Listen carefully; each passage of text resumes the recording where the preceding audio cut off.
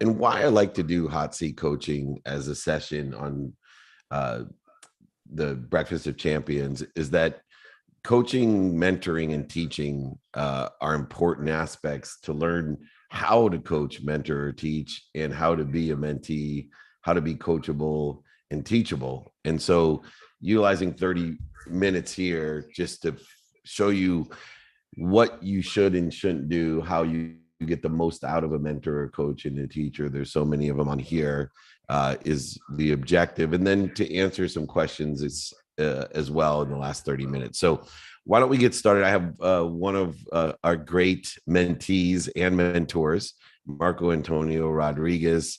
Welcome to the clubhouse. All right, Dave. Can you hear me? I can hear you. Awesome. Great to hear you. Great to see you. All right, let's get going. Let's teach people how to coach, mentor, and teach. You have a question for me? Yeah, perfect. Thanks, Dave, for having me again. I'm going to kick it off just the same way I do every time we have a coaching session. The last time we spoke, you were on your way to Dubai. You just came back from the Masters. This time was a little different. You went with your family. What is something you took away from that experience and something you kind of want to implement moving forward? That everything that I do is a practice. And no matter how much we think we know, we don't know what we don't know.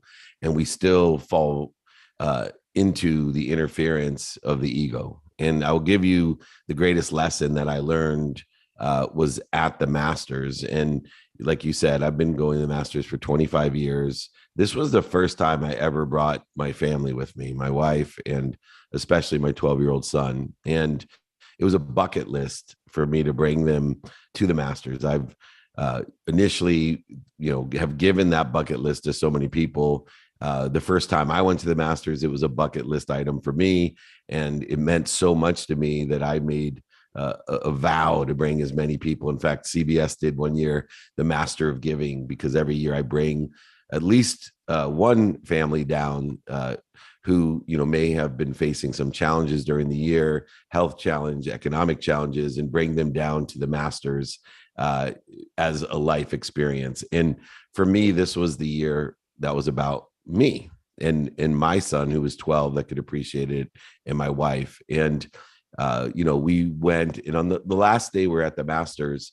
I don't like to go into the Masters every day for hours and hours. I've been for 25 years. I like to share that experience.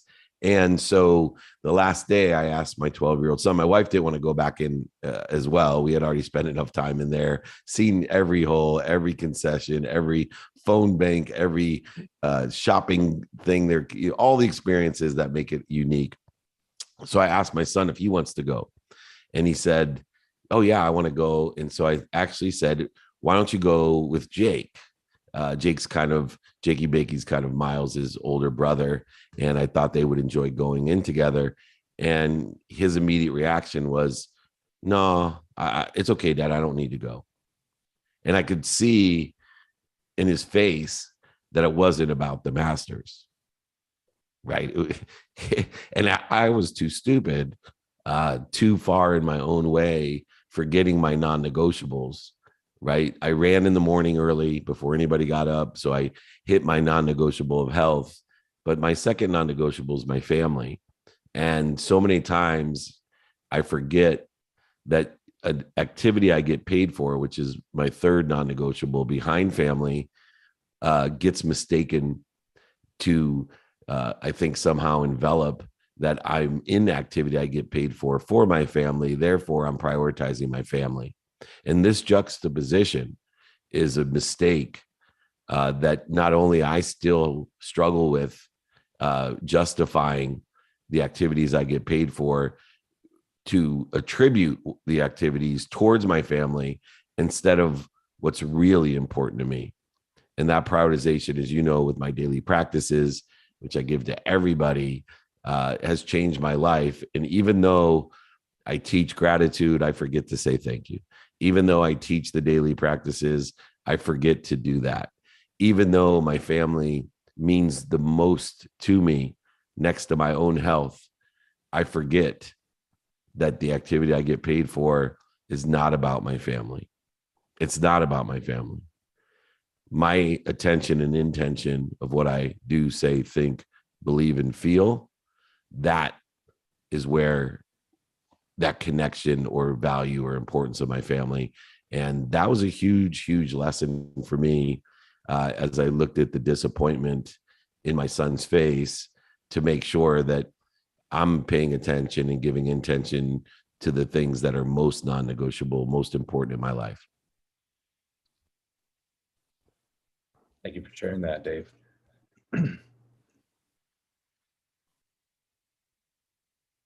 You also went to the Global Entrepreneur Summit.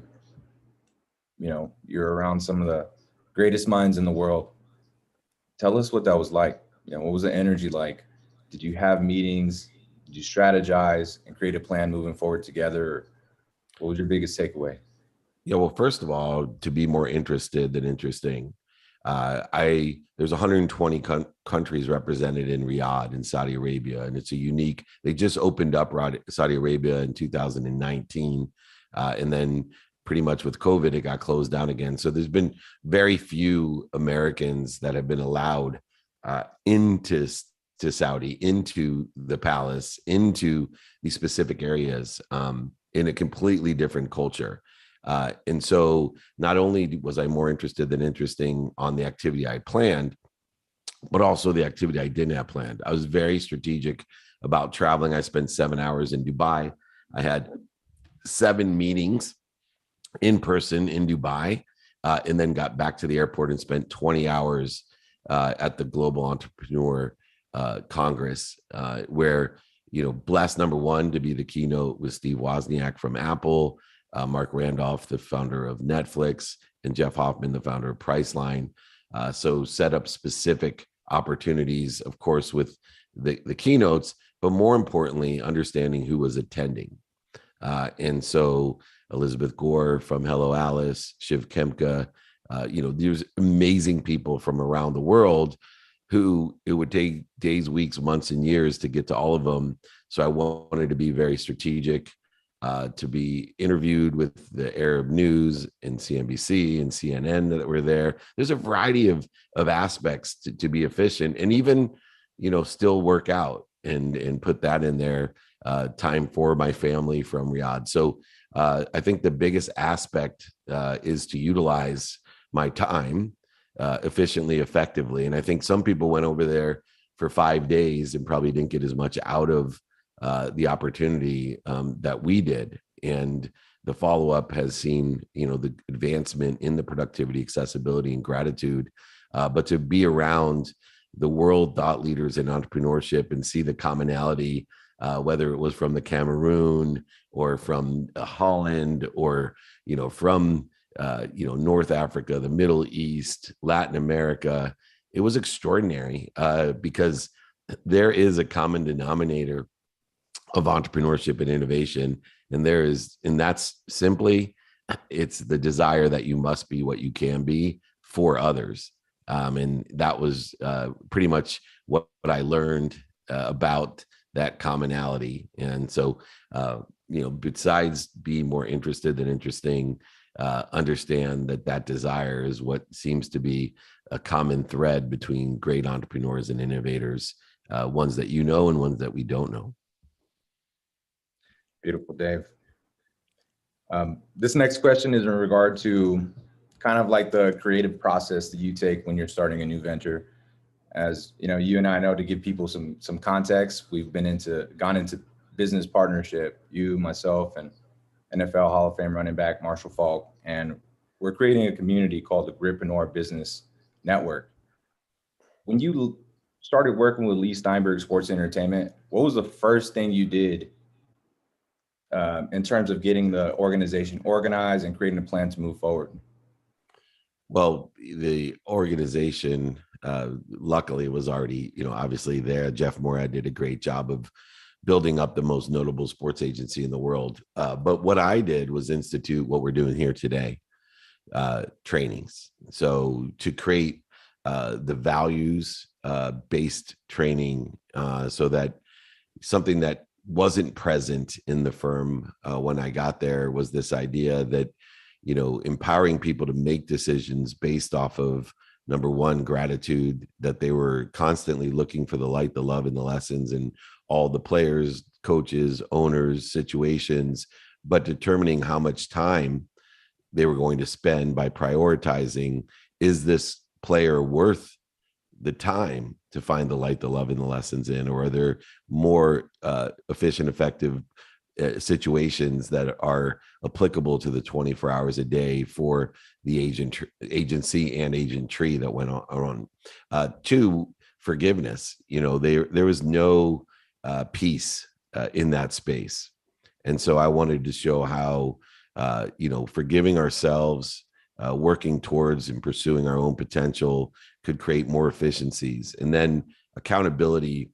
When you're looking at a bunch of sports lawyers in the sports world, everybody lives in liability. There was so much blame, shame, and justification, not just within the context of our firm, but in the industry itself. And so instituting accountability, which is one of the more difficult things to understand, because I was just doing a speech yesterday and talking about the difference between liability and accountability. And it's a very difficult thing to understand. I was talking about a bankruptcy or a car accident. And, when I went bankrupt, my wife and I were in deep liability, blame, shame. This person committed fraud. This person, it was all about liability and people to blame and living in shame and justifying what had happened.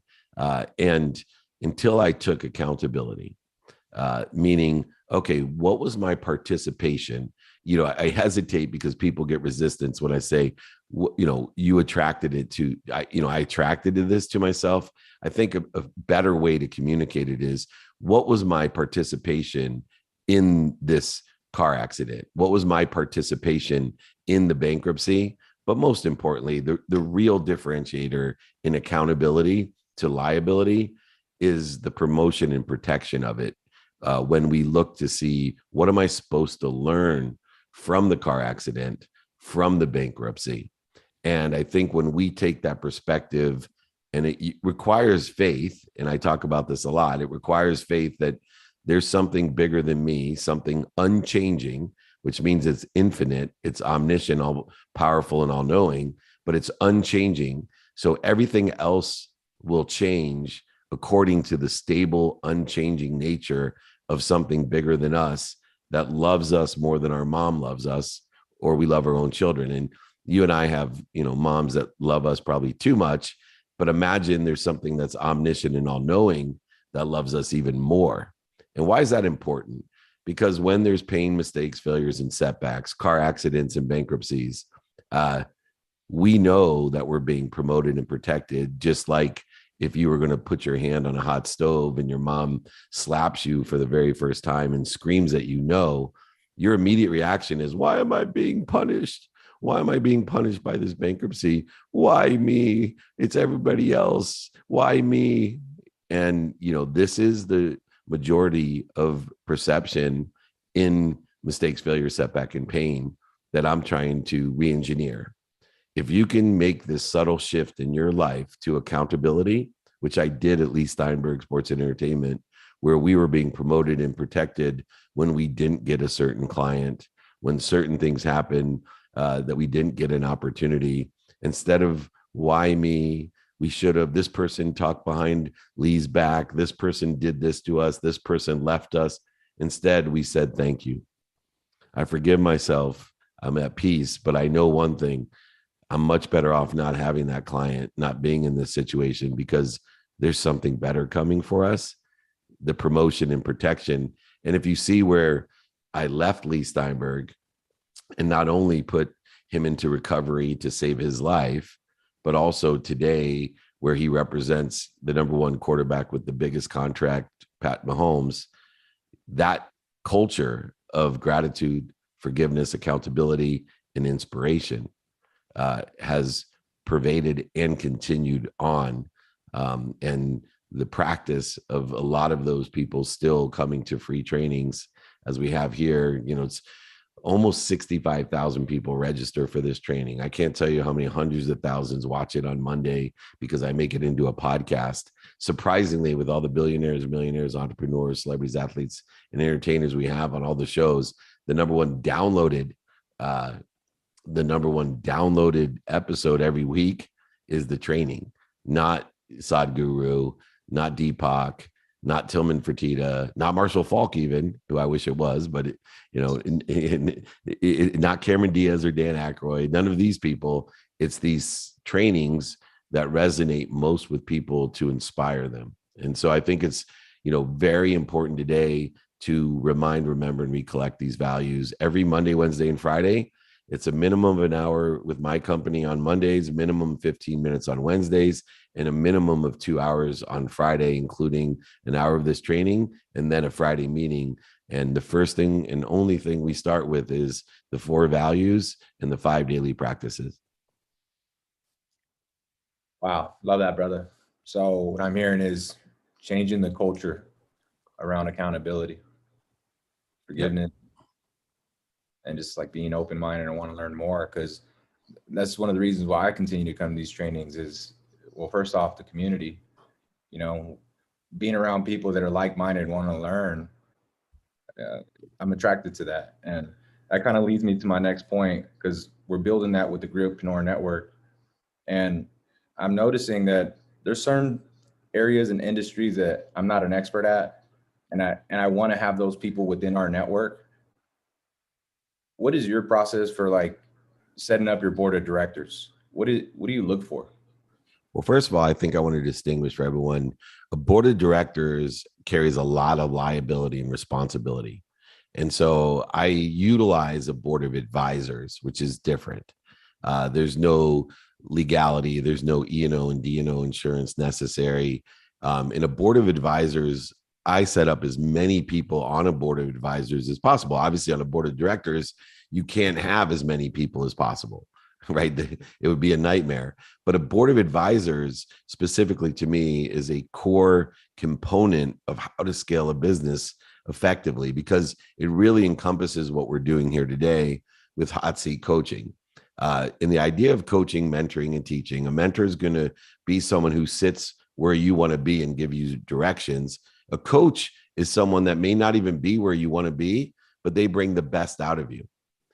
You'll see this in golf all the time, right? The greatest golf coaches, they're not as good as Tiger or JT or Scheffler, but they bring the best out of Tiger, JT, and Scheffler.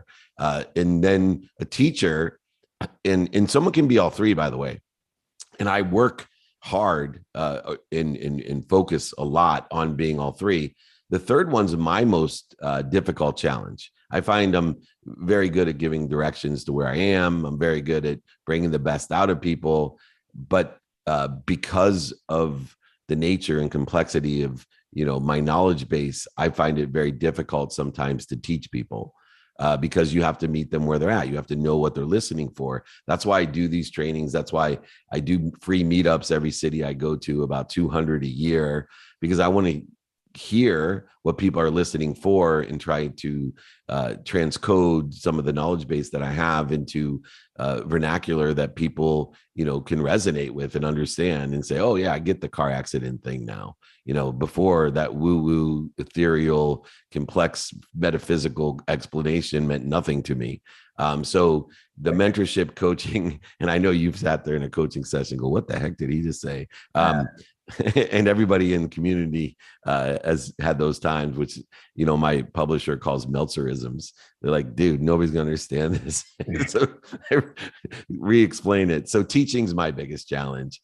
And to that end, we need to utilize all three of those things in order to effectuate empowering others so that they can empower others. And, what is such a great thing for me to see is, as we've worked together over the years, how many people you mentor, coach, and teach. And to understand the fastest way to get where you want to be is to find someone who's always there. In the realm of board of advisors, I pick and choose when I'm helping companies, one person with one ask and one requirement. So, you have a specialty in, hospitality. I need someone that's going to do this within the context of your skills, knowledge, and desire. So I'll build a board of advisors with 30 to 50 advisors. Some of them are just to make introductions to money. Some are to give me advice about structuring. Some are to give me situational advice according to the business model, one aspect. You may be an expert in sales, and my only ask is that you advise my vice president of sales with the best CRM, because you have a relationship with Salesforce and Benioff or something like that. I think people limit themselves, number one, because they don't distinguish between a board of directors and a board of advisors, and they don't ask and understand that you can create your own community with the board of advisors that will accelerate your business to the nth degree. And it's a secret sauce that I've used not only in corporate America, but also in charitable America.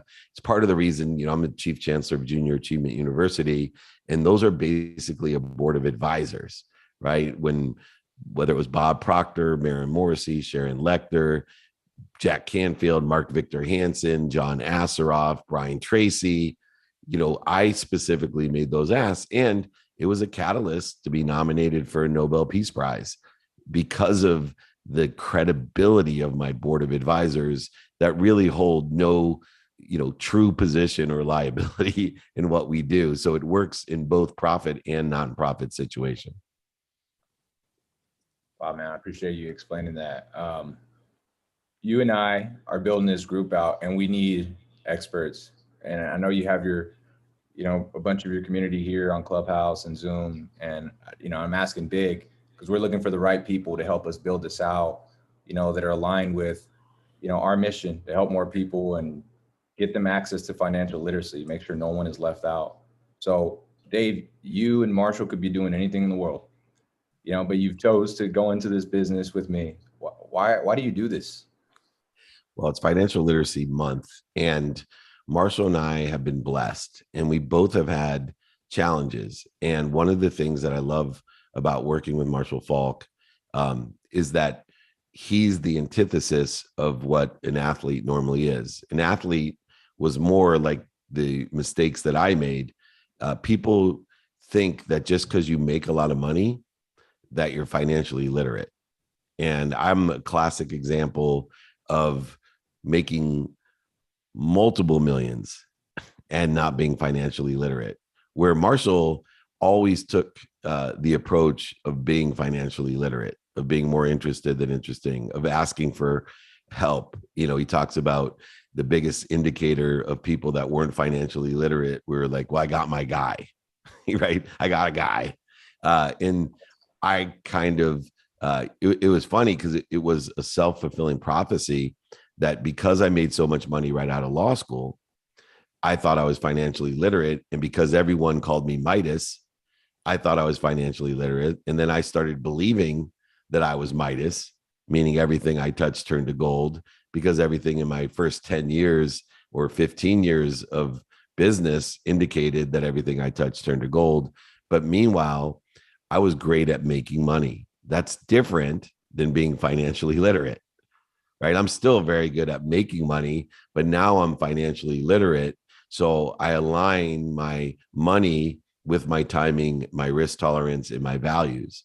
And I utilize it under the context of exponential growth and acceleration, what Einstein defines as compound interest.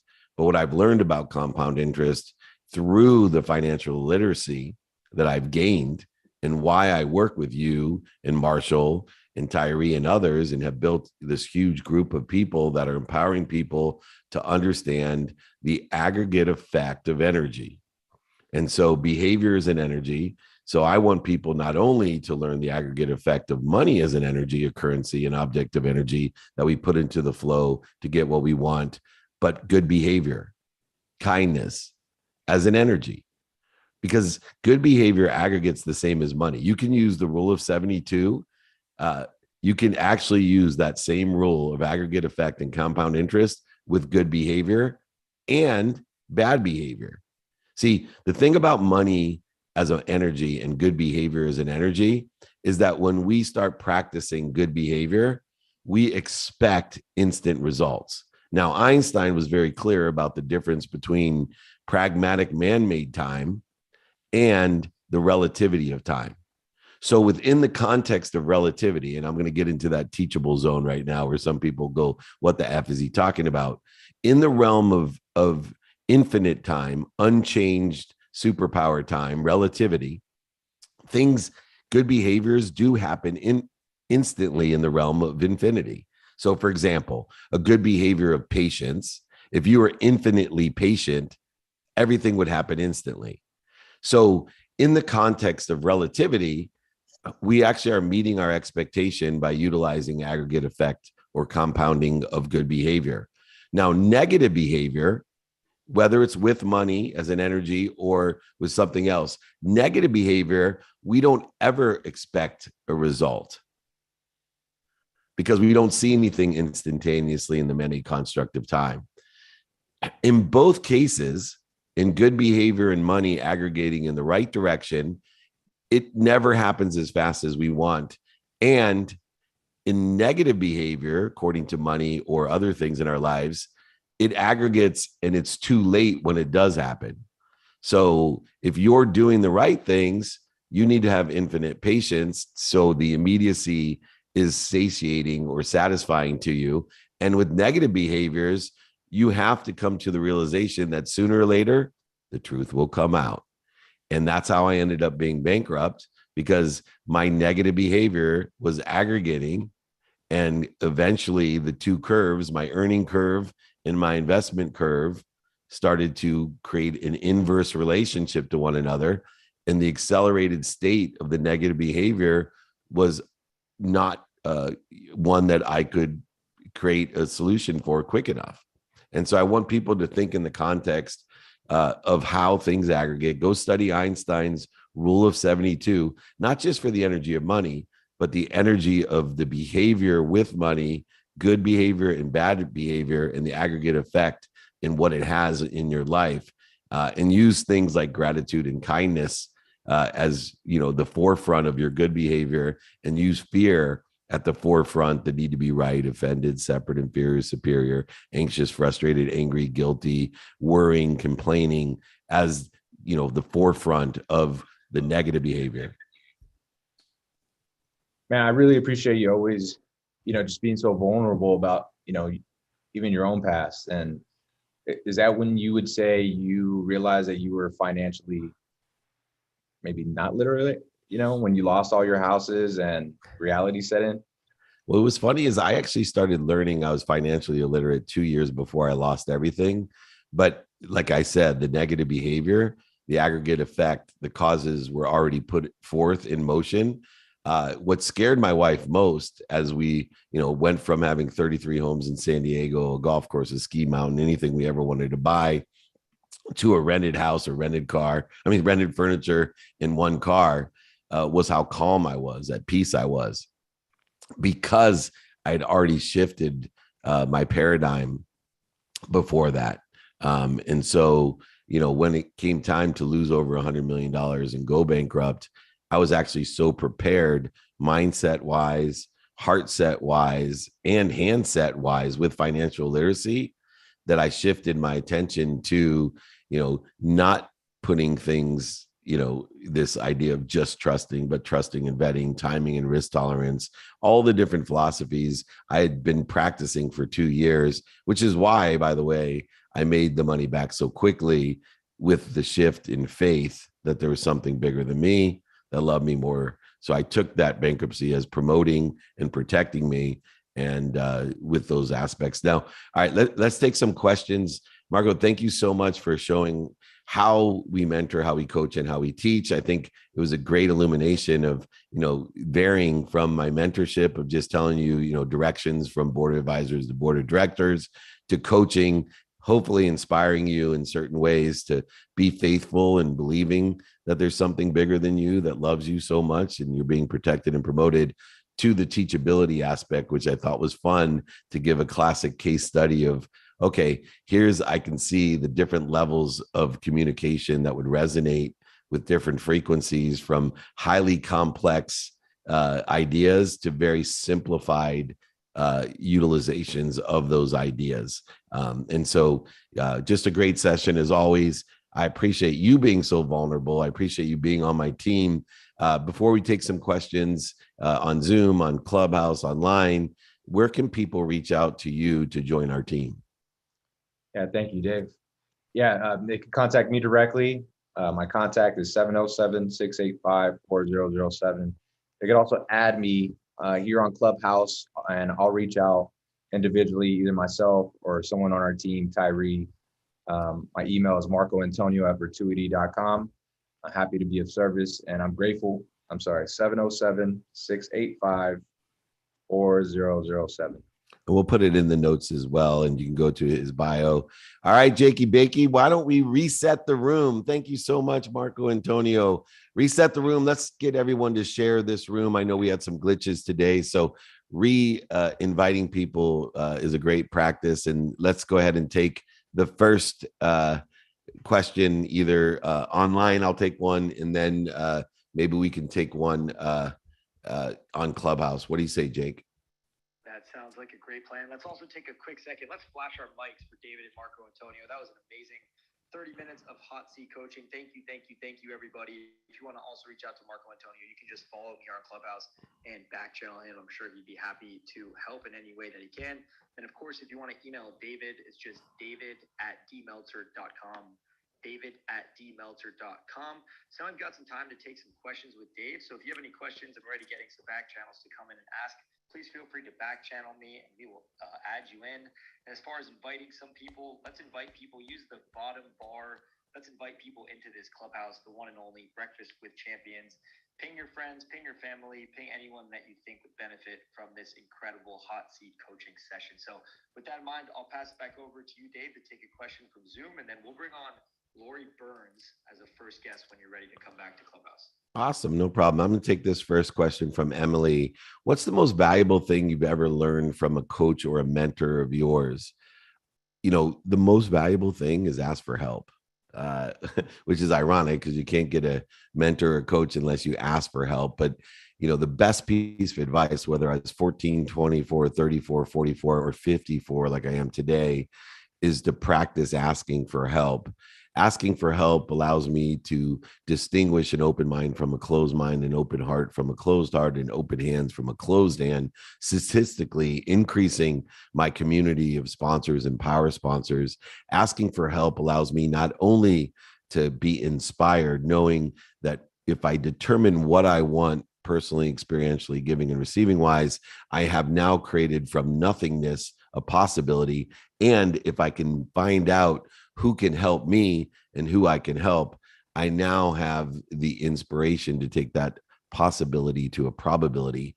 And asking for help and utilizing open-ended questions, and why I've created a simple format, an open-ended question guide for everyone to use to facilitate this idea of asking for help, of building sponsors, people who know people who can help you, building power sponsors, people who can help you themselves and know someone that can help you, building this type of community by utilizing a simple format of finding an open mind, open hearts, and open hands to ask, would it help you if, or do you know anyone that can help me? These two transition statements, questions, allow us to aggregate this community of sponsors and power sponsors.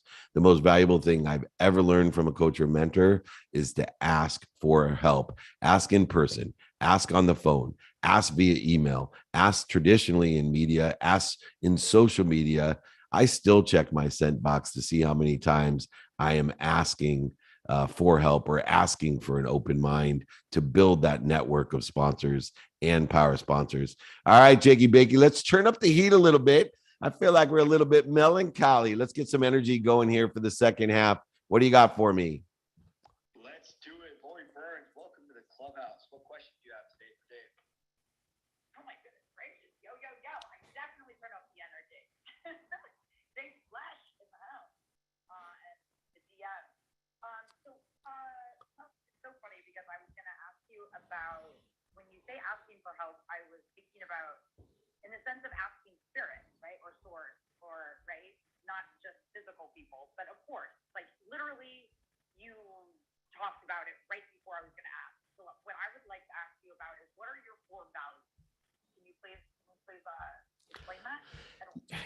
Yeah, well, I like the first question as well. So, asking of source makes you a resource. And that's why health is a non-negotiable for me, my primary non-negotiable, because if you're healthy, you get as many wishes or as many asks of the omniscient, all-powerful, all-knowing that you want. And if you are unhealthy, you'll only have one wish of the source, which limits you as a resource. And so health is an important component of asking, of being of service and of value, of course, but more importantly, of becoming a resource. And in order to be a resource, we have to utilize those 4 values that I talked about early on in the training session, the ones that transformed the sports agency that I worked with Lee Steinberg. And it's number 1, gratitude. Gratitude is not only just finding the light, the love, and the lessons. It's not only just having the coherence to remember to say thank you and to do it, which is guaranteed to change your life. That's why we have our gratitude challenge for everyone, not just to get them to say thank you, because it only takes 0.1 seconds and obviously is free, but more importantly, to get in the practice of practice, to learn the most powerful habit of all, the habit machine of coherence, of remembering what you want and doing it and finding someone that can help you and that you can help with what you want. So gratitude is finding the light, the love, and the lessons to give you a perspective of empowerment, but it also is reconciling it with time and coherence. Is it worth your time today to find the light, the love, and the lessons in this opportunity, in this relationship, in this TV show, podcast, book, whatever it may be, in this food? Is it worth your time? And, to understand that in gratitude, the reconciliation is time is so important. So please, understand that part of gratitude. 2, forgiveness, peace. So many people don't understand that, number 1, their thoughts about their purpose are their purpose, and the thoughts about your purpose that you should have is love and forgiveness, both closely tied to live in the flow, in inspiration, to have peace, to clear the interference between you and what you already are: happy, healthy, wealthy, and worthy. What are you doing? What are you doing to interfere with it? And it's a key distinction of what we're doing. So understanding that. And then 3, accountability. We talked about that in depth earlier, that, we want to see what we did to participate in the activity that we may or may not want, but most importantly, what are we supposed to learn from it? And so understanding that is a key understanding, which leads to the 4th, which is effective communication. How are we effectively communicating with that omniscient, all-powerful, all-knowing source? How are we identifying the ego-based consciousness, the fears in our life? And then instead of resisting it, instead of going over it, under it, through it, creating void, shortages, and obstacles for ourselves, how are we stopping at peace, utilizing gratitude, forgiveness, and accountability to get to center, to get to neutral, so we can roll into what we want, who we can help, who can help us, and how best to reconcile time to get it done. Great question. Thank you, Lori. I'm going to take another question online. So if you can give me, Jake, the next person to bring up. Do you have someone? Yes, Jesse Simon will be coming up to ask a question when you're back. Perfect. This question I always love, right? What's the difference between inspiration and motivation? So I think it's really important to understand this, because motivation is a fear-based accelerant. Motivation gets you up, gets you back up, gets you started, and gets you back started. But it's not sustainable. Fear will not sustain you. It's a soul sucker. It's an energy drain. It's a bleeder. But we need it, right? We need motivation to get started. We need to get through the first 5 minutes of suck, right? Because the first 5 minutes of what we don't want to do or feel like we don't want to do something sucks. So we use motivation, fear, certain needs of the ego in order to get started. But then we need to clear that interference and move it and transition it to inspiration, to live in spirit and identify what it is that is holding us back or limiting us. Our lives, our journeys are in context about clearing that which is interfering or limiting us. We want to kill off only the limitations in our life. That's the opportunity that we've been given to reach our potential.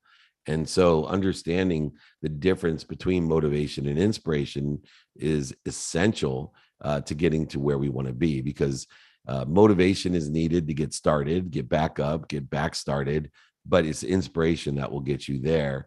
And utilizing the 5 daily practices that aforementioned of knowing what we want, who can help us, who can we help, how best to get it done, being productive, accessible, and gracious, allowing us to prioritize what's important to us, right? Is it worth our time to find the what, the who, and the how? Is it worth our time to find the light, the love, and the lessons? Using urgency as a subset to that, but finding what's important to us, not allowing what other people want for us, what they don't want for us, what's missing or what we don't have, to attract or participate in what we don't have, what's missing, what other people want for us, but instead having a clear trajectory of what we want, who we can help, and how to get it done.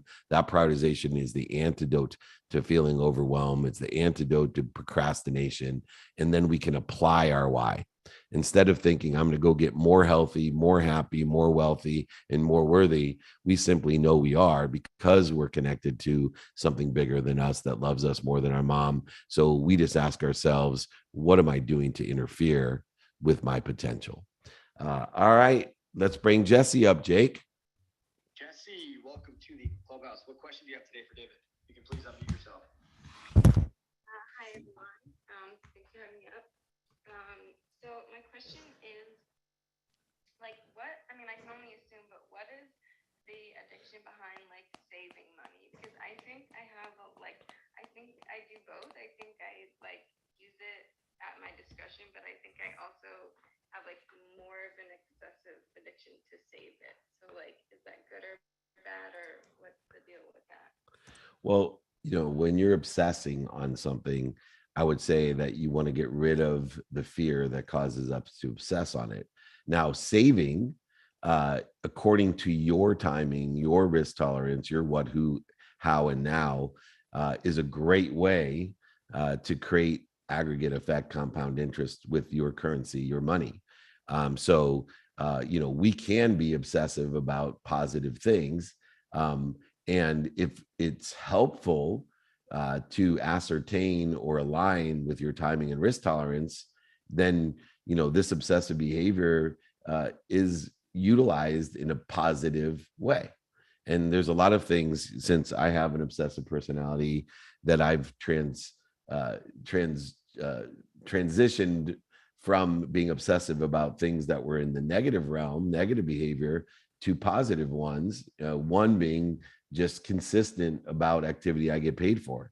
I am obsessive about time in the realm of positive productivity, accessibility, and gratitude. So I think, giving you clarification of one, I think it's great to use, your obsessive compulsive disorders for positive behaviors like saving, but to make it most effective, you need to know your timing and risk tolerance of that positive behavior, so that we're using our obsessiveness towards a trajectory that's efficient, effective, and statistically successful. So, obviously different energetic and genetic inheritances cause obsessive compulsive disorders.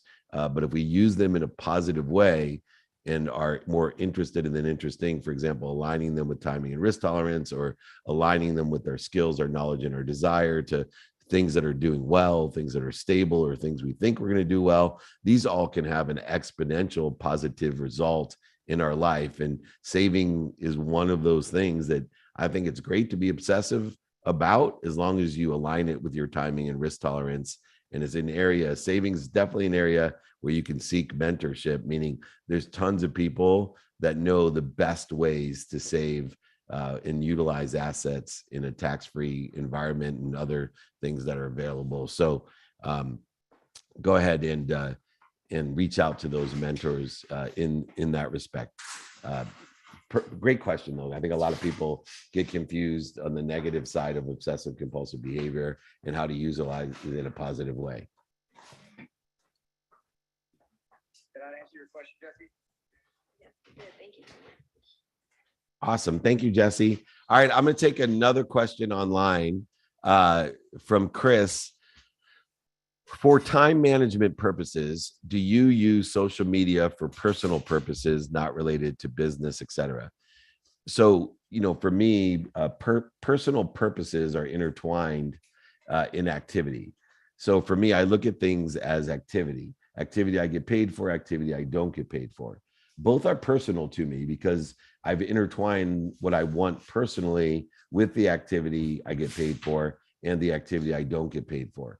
I also intertwine the experiential value. I also intertwine the productive value. I also intertwine the receiving values. And so for management of time, for all purpose in my life, I use social media to create activity I get paid for and activity I don't get paid for. The 4 platforms to utilize for purpose are in person, on the phone, via email, and media, social and traditional media. All can create efficiencies, effectiveness, statistical success towards accelerating or exponentially growing towards a trajectory. See, the whole idea of purpose and the thoughts about our purpose is each day I set forth a midterm and long-term objectives, and then I create activities of what, who, how, and then prioritize those activities, utilizing the what, the who, and the how for my now, applying my why. And these 5 daily practices that utilize the values of gratitude, forgiveness, accountability, and inspiration provide more productivity, accessibility, and gratitude, and continue to aggregate those things of productivity, accessibility, and gratitude so that I become and accelerate towards objectives, milestones, a trajectory without attaching my attention and intention onto the outcome, which causes resistance, which actually slows me down both pragmatically and relatively. So the idea of it is if, you and I both want to go from San Diego to Maine, and you're focusing on being so happy when you get to Maine, you're going to have lobster, it's going to be amazing, and you can't wait till you get to Maine, compared to someone who's figuring out through all of these in-person, on the phone, via email, media, how am I going to get to Maine faster? Who do I need to help me? How best can I get there, directions wise, food wise, bathroom wise?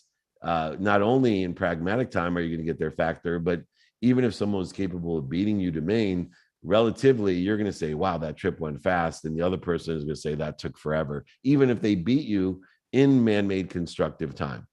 So for time management's purposes, use in-person, on the phone, via email and media in order to create an acceleration towards your purpose, personally, experientially, giving and receiving wise. By understanding we just utilize activity, you do give the meaning to that activity, meaning the meaning of activity you get paid for, activity you don't, the meaning of activity you have planned, activity you don't, even meaning to activity of sleep for recovery and accessibility allows you to be more efficient, effective, and statistically successful in what you want, who you can help, and how to get it done. Great question. Who do we have up next, Jake? If you can please unmute yourself and feel free to ask David your question. Welcome. Thank you, Jake. Thank you, David. Good morning, everyone. Oh my goodness, David, you are just so much value. I'm just trying to keep up and write everything down. But I wanted to ask you, what is your morning routine and how do you balance business with family life? This is a great question. So for me, there's 2 routines I have. I have a set routine, which starts, my day starts at 9 p.m. So you call it morning. I start my day at 9 p.m. by having an unwinding routine. And my set routine is to unwind at 9 p.m. with no negativity, to put my body, mind, and soul in a position of recovery and access. Obviously, recovery puts me at a higher plateau the next day, but accessing information without my conscious being aware and allowing my subconscious and unconscious to accelerate, expand, and download information that I can utilize in the next awake period. So, as a set routine, I unwind at 9 p.m. so that I wake up at 4 a.m. And then I meditate for 20 minutes to gather the information from that download and to set my baseline for the day so that I know how to plateau and grow, not to live my life like a tube in a reactionary state, food in, food out, paycheck in, paycheck out. Living, I always say, like the myth of Sisyphus from Camus' The Stranger, pushing a boulder to the top of the hill just to have it roll down to the bottom the next day. I plateau and grow and identify when I'm not at least at that baseline, so that I'm always only spending minutes and moments in deceleration or in resistance comparatively, or interference comparatively to the exponential acceleration and growth that I desire. Now, beyond that, utilizing as a student in my calendar, distinguishing, as you said, activities, I then use my non-negotiables to make sure that I adapt or have an adaptable routine that also is aligned with the set routine with the objectives of productivity, accessibility, and gratitude. So what does that mean?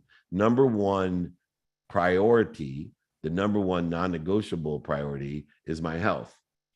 So even if there's family activity or activity I get paid for present, I'm going to choose my health first and make sure no matter what changes occur that I need to adapt to, that I get a minimum of an hour a day on my health in. Then comes the activities with my family. So I assign minimums, I'll repeat, minimums amount of time with my closest family. So I allot a minimum of 30 minutes with my wife every day, a minimum of 30 minutes with my 12-year-old son, a minimum of 2 minutes a day with my 3 daughters, 23, 21, and 18, minimum of 2 minutes. I asked for 5, so don't get down on me. They gave me 2, but it's minimum every day. 2 minutes a day, I promise you, with a teenager is worth 2 hours on a Saturday. Then a minimum of 1 minute a day with my mom, to tell her or acknowledge 4 things: that I'm healthy, I'm happy, I love her, and appreciate her. I let my mom know every day these 4 things. And my relationship is healed over these years, and I'm 54, by just giving my mom what she really wants in our relationship. And that is the acknowledgement that I'm happy, healthy, that I appreciate and love her.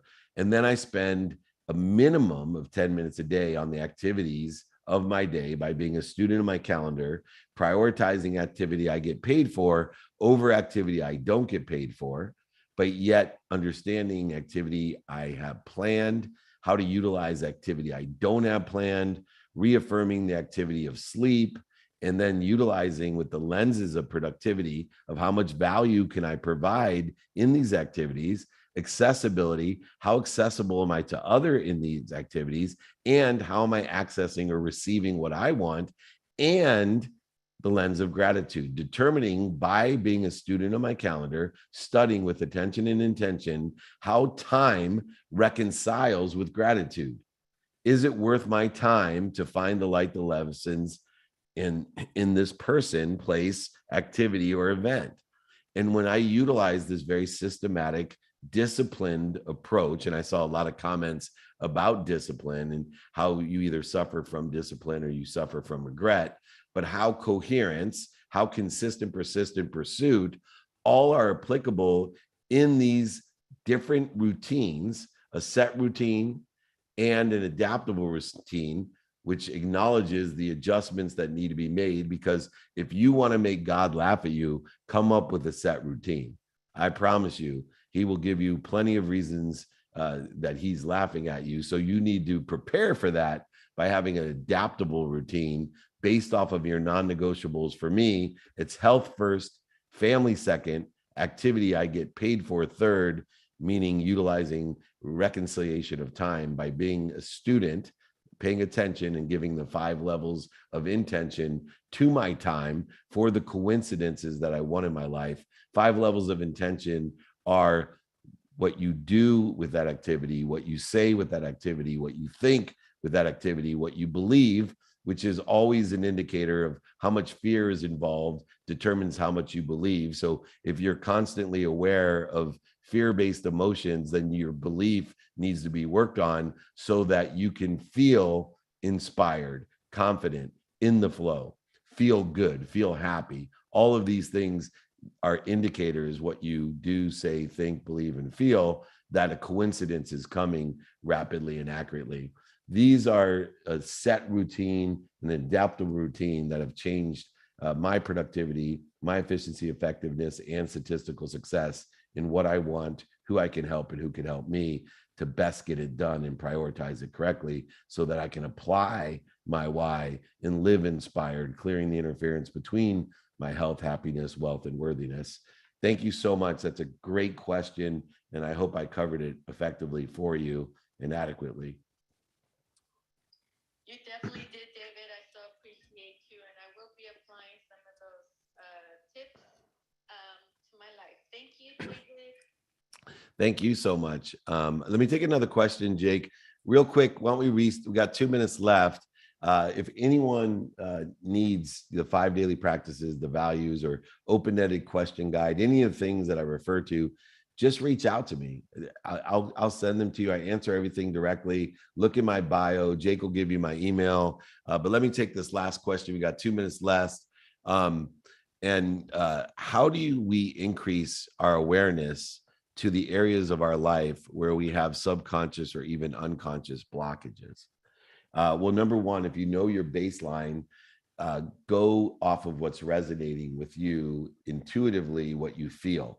So if something makes you feel less than that baseline, then become aware of what it is so you can clear that interference.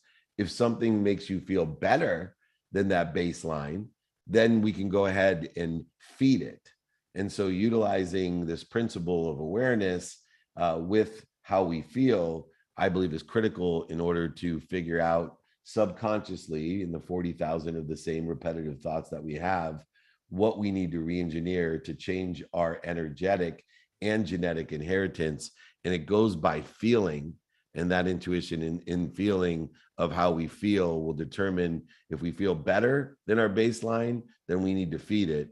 If we feel worse than our baseline, then we need to clear it and see what's interfering with our potential. All right, it's 8 o'clock, Jake. We like to be on time as activity we don't get paid for. I want to thank Marco Antonio Rodriguez for joining us. I want to thank everybody for joining us. It was a great training on how to be a mentor, a coach, how to be a teacher. I hope it was as helpful for you as it was for me to know what you're listening for. You can always join us. Jake, why don't you close out the room? Remember, everyone, be more interested than interesting. Be kind to your future self and do good deeds. Jake, why don't you close out the room?